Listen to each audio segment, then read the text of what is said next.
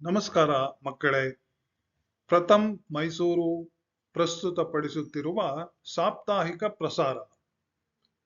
ಕರ್ನಾಟಕದ ಮಹಾನ್ ವ್ಯಕ್ತಿಗಳ ಪರಿಚಯ ಸರಣಿಯಲ್ಲಿ ಇಂದು ನಾವು ಕೃಷ್ಣದೇವರಾಯ ಅವರ ಬಗ್ಗೆ ತಿಳಿದುಕೊಳ್ಳಲಿದ್ದೇವೆ.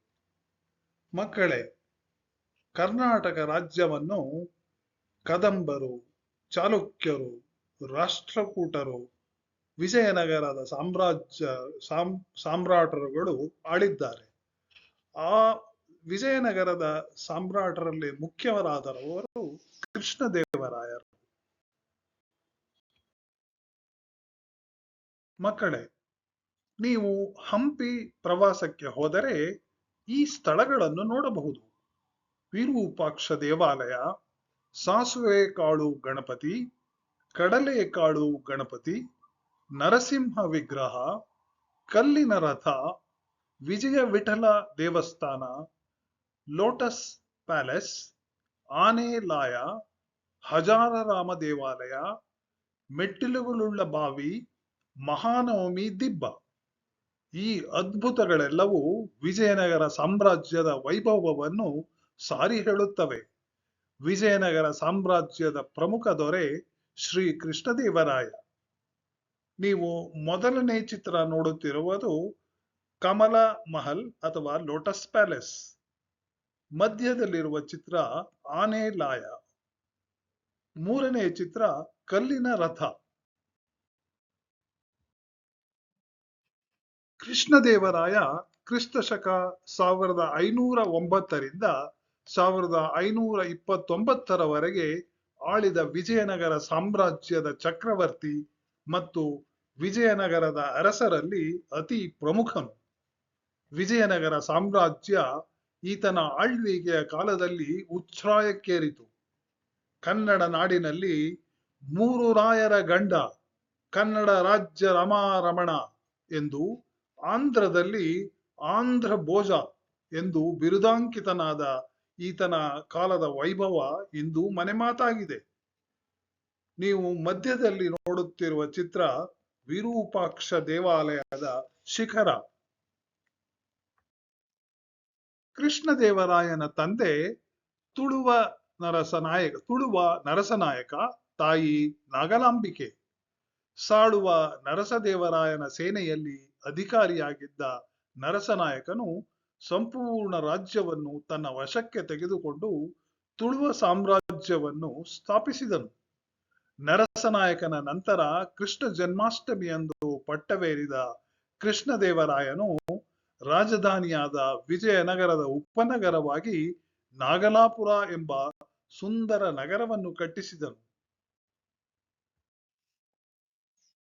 ಕೃಷ್ಣದೇವರಾಯನು ತನ್ನ ತಂದೆಯ ಸ್ಥಾನದಲ್ಲಿಟ್ಟು ಗೌರವಿಸುತ್ತಿದ್ದ ತಿಮ್ಮರಸು, ವಿಜಯನಗರದ ಪ್ರಧಾನಮಂತ್ರಿಗಳು ಆತನು ಪಟ್ಟವೇರಲು ಕಾರಣೀಭೂತರಾಗಿದ್ದರಷ್ಟೇ ಅಲ್ಲ, ಅವನ ರಾಜ್ಯಭಾರದ ಕಾಲದಲ್ಲಿ ಮಂತ್ರಿಯಾಗಿ ಸಮರ್ಥವಾಗಿ ಕಾರ್ಯನಿರ್ವಹಿಸಿದರು.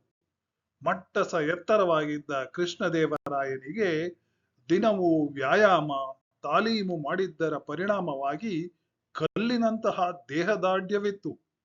ಹಸನ್ಮುಖಿಯಾದರೂ ಶೀಘ್ರ ಕೋಪಿಯೂ ಆಗಿದ್ದ ಎಂದು ಹೇಳಲಾಗಿದೆ. ಕೃಷ್ಣದೇವರಾಯರು ಪರದೇಶದ ಪ್ರವಾಸಿಗಳಿಗೆ ಗೌರವ ತೋರಿಸುತ್ತಿದ್ದರು. ಸಮರ್ಥ ಆಡಳಿತಗಾರನಾಗಿದ್ದು ಕಾನೂನು ಪಾಲನೆಯಲ್ಲಿ ಕಟ್ಟರ ಶಿಸ್ತು ಪಾಲಿಸುತ್ತಿದ್ದ. ಅತ್ಯುತ್ತಮ ಸೇನಾ ನಾಯಕನೂ ಆಗಿದ್ದ ಆತನು ಸ್ವತಃ ಸೇನೆಯ ಮುಂದಾಳತ್ವ ವಹಿಸುವುದಷ್ಟೇ ಅಲ್ಲ, ಗಾಯಗೊಂಡವರಿಗೆ ಕೈಯಾರ ಶುಶ್ರೂಷೆಯನ್ನು ಮಾಡುತ್ತಿದ್ದ ಎಂದು ಹೇಳಲಾಗಿದೆ. ಕೃಷ್ಣದೇವರಾಯನ ಆಡಳಿತದ ಬಗೆಗಿನ ಬಹಳಷ್ಟು ಮಾಹಿತಿ ಅವನ ಕಾಲದಲ್ಲಿ ಭಾರತಕ್ಕೆ ಬಂದ ಪೋರ್ಚುಗೀಸ್ ಯಾತ್ರಿಕರಾದ ಡೊಮಿಂಗೋ ಪಾಯಸ್ ಮತ್ತು ಫೆರ್ನಾಂಡ್ ನ್ಯೂನಿಸ್ ಅವರ ಬರಹಗಳಿಂದ ತಿಳಿದು ಬರುತ್ತದೆ. ನೀವು ಮಧ್ಯದಲ್ಲಿ ನೋಡುತ್ತಿರುವ ಚಿತ್ರ ಕೃಷ್ಣದೇವರಾಯ ಅವರ ಬಗೆಗಿನ ಅಂಚೆ ಚೀಟಿ. ವಿಜಯನಗರ ಇತಿಹಾಸದಲ್ಲಿಯೇ ಅತಿ ಹೆಚ್ಚು ಸೇನಾ ಯಶಸ್ಸು ಸಿಕ್ಕಿದ್ದು ಕೃಷ್ಣದೇವರಾಯನ ಆಳ್ವಿಕೆಯ ಕಾಲದಲ್ಲಿ. ಬಹಳ ಶಕ್ತಿವಂತರಾಗಿದ್ದ ಬಹಮನಿ ಸುಲ್ತಾನರು, ಒಡಿಶಾದ ಗಜಪತಿ ಹಾಗೂ ತಮ್ಮ ಪ್ರಬಲ ನೌಕಾಪಡೆಯ ಕಾರಣದಿಂದ ಕಡಲ ವ್ಯಾಪಾರವನ್ನು ನಿಯಂತ್ರಿಸುತ್ತಿದ್ದ ಪೋರ್ಚುಗೀಸರು ಇವರ ಮೇಲೆಲ್ಲ ಯುದ್ಧ ಸಾರಿ ವಿಜಯ ಪಡೆದರು.